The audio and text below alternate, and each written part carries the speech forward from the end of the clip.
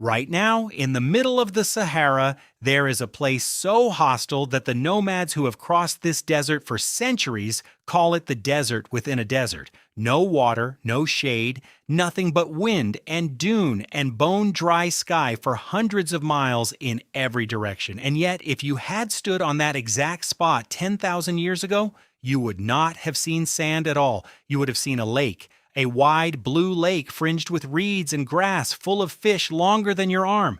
You would have heard birdsong. You might have watched crocodiles slide into the shallows. And on the shore, you would have seen people, families, children, a whole world of them, living and fishing and burying their dead. Then that world vanished. The lake dried up, the people disappeared, and the sand rolled in and sealed everything shut. For thousands of years, nobody knew they had ever existed, and the only reason we know about them now is that a team of scientists went into the desert looking for something else entirely. They were hunting dinosaurs. In the year 2000, a paleontologist named Paul Sereno led an expedition into the Tenerian Desert in Niger. Sereno wasn't an archaeologist. He was one of the most successful dinosaur hunters alive, a man who had pulled the bones of giant crocodiles and long-necked plant eaters out of these very sands. He was looking for more of them. What his team found instead stopped them cold.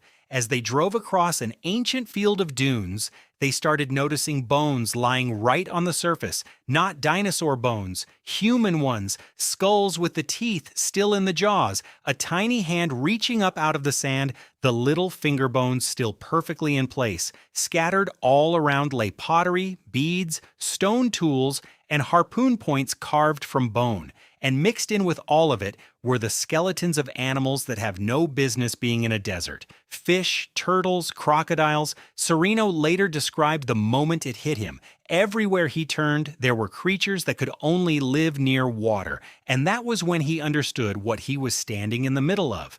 This had once been the Green Sahara. The site was named Gobero, after the local Tuareg word for the area, and it turned out to be the largest Stone Age graveyard ever found in the entire Sahara. Around 200 graves, human remains going back as far as 10,000 years, an untouched record of people nobody knew had lived here, hidden in one of the emptiest places on Earth.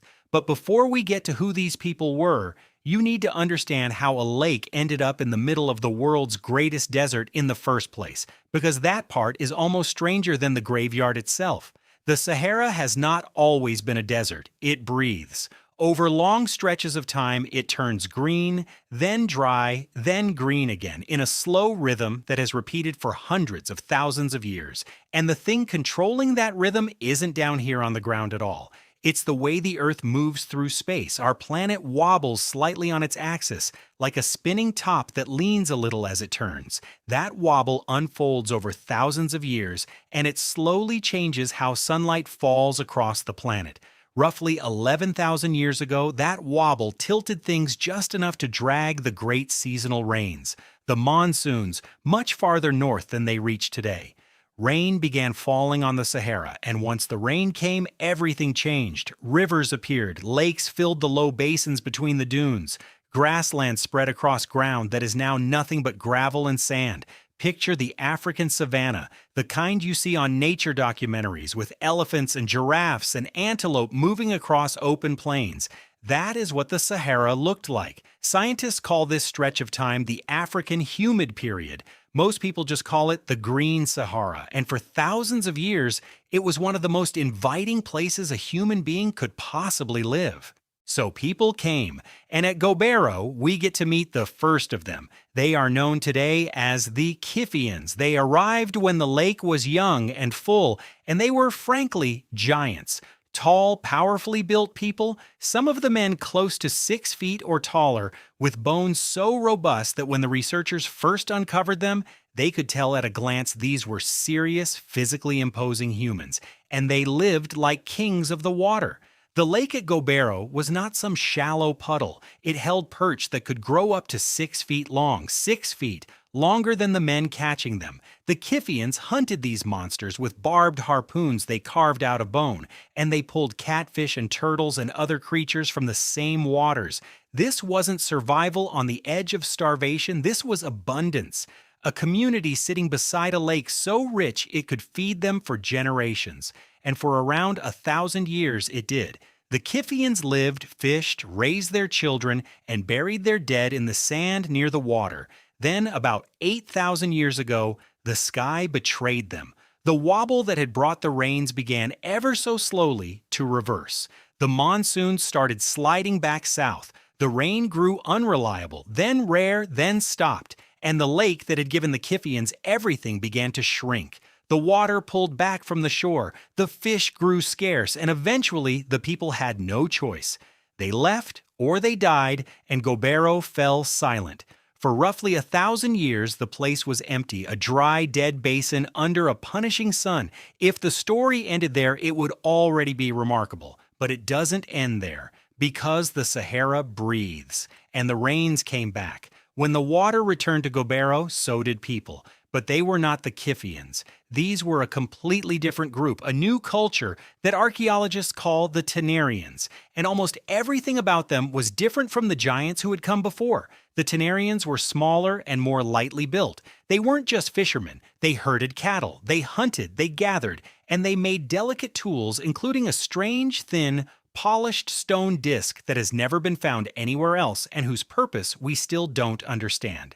They lived beside the same lakebed as the Kifians, separated from them by 1,000 years of empty silence, two separate peoples who never met, buried in the same sand. It took an Italian archaeologist named Elena Garcia, working alongside Serino's team, to untangle these two cultures and figure out who was who. And to pin down the timeline, the researchers ran the bones through dating tests. Around 80 separate radiocarbon dates drawn straight from human teeth and skeletons, which is what lets us say with real confidence that these were two distinct chapters of human life, layered one on top of the other in the same forgotten spot.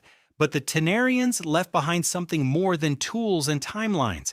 They left behind a moment, a single grave that once you see it, you never quite forget. In 2006, the team uncovered a burial unlike anything else at the site. 3 people laid together in the sand, a woman and 2 children, a boy and a girl, roughly 5 and 8 years old. They had not simply been dropped into a pit, they had been carefully arranged, turned to face one another, and their arms were reaching out. Their hands were intertwined. The little fingers of the children still interlocked with the woman's, exactly as someone had placed them thousands of years ago. And around and beneath them, the people who buried them had scattered flower pollen.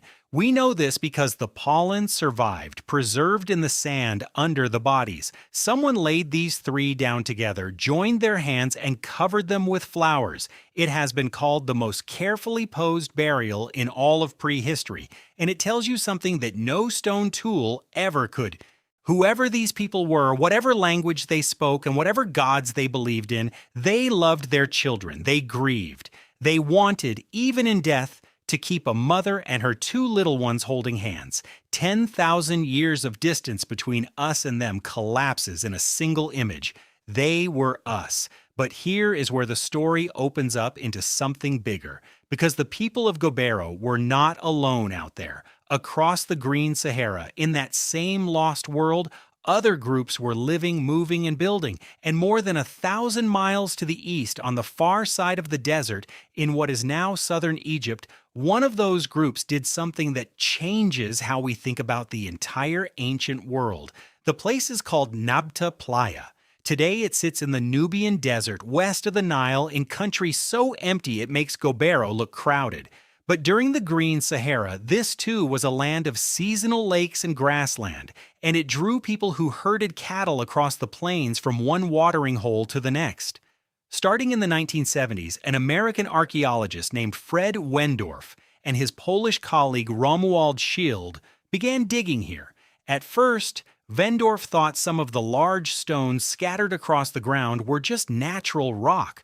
But that didn't make sense because this had once been a lake bed, and a lake bed would have swallowed loose boulders like that. Somebody had to have put them there, so the team kept digging, and what they found rewrote the record books. Buried in the sand were rings of standing stones, long lines of megaliths, and clusters of tomb-like structures. At the center of it all sat a small circle of upright stones, only about 4 meters across.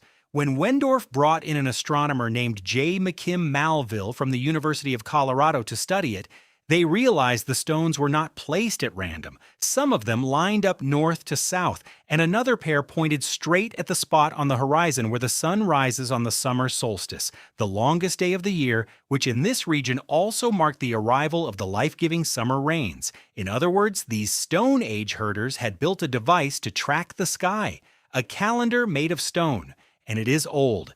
Estimated at around 7,000 years, it is one of the oldest known astronomical structures anywhere on the planet. It predates the Great Stone Circle at Stonehenge in England by more than 1,000 years. While much of the world was still figuring out farming, people in the middle of what would become the Sahara were reading the heavens and marking the turning of the seasons with monuments. And they weren't only watching the sky, they were burying their cattle. The team uncovered cows laid to rest in careful clay-lined chambers, treated with the kind of ceremony you would expect for a person. Beneath one of the structures, they found an enormous stone that appears to have been shaped into the form of a cow. That detail matters more than it might sound, because thousands of years later, when the great civilization of ancient Egypt rose along the Nile, cattle and cows sat at the very heart of its religion. And some researchers, including Wendorf and Malville, have wondered out loud whether these desert herders, driven off their drying land, carried their gods and their rituals with them toward the river. Whether the cow worship buried in the sand at Nabta Playa is a faint, distant echo of something that would later blaze up as one of the most famous civilizations in human history. It's not proven, it's a hypothesis and a debated one, but think about what it would mean. It would mean the roots of the pharaohs don't lie only in the Nile Valley. They reach back out into the empty desert to a people we almost never found at all, which leaves us with the biggest question of the whole story. What happened to all of them? The answer is the same answer that has haunted this entire tale. The earth kept wobbling. The rains that had turned the Sahara green for thousands of years continued their slow retreat to the south, and this time they did not come back. The lakes evaporated for good. The grass died. The rivers became dry channels, and then those channels filled with sand. Somewhere around 5,000 years ago, the Green Sahara finished dying, and the desert we know today clamped down over everything. The people did what people always do. They followed the water. Some moved south, some moved east toward the Nile, carrying their herds, their tools, and maybe their beliefs into new lands. The great green world scattered, and the places they had lived, the lakeshore at Gobero, the stone circle at Nabta Playa, were left to the wind and the sand, which slowly, patiently buried them out of memory. For thousands of years, they were simply gone. No records, no legends, nothing but bones and stone waiting under the dunes for someone to come looking, and we only found them by accident when a man hunting dinosaurs looked down and saw a human hand reaching up out of the ground. So here is the thought I can't shake, and I'll leave you with it. The Sahara is the largest hot desert on the planet. It is enormous, and it is almost entirely unexplored by archaeologists. Gobero was found by luck.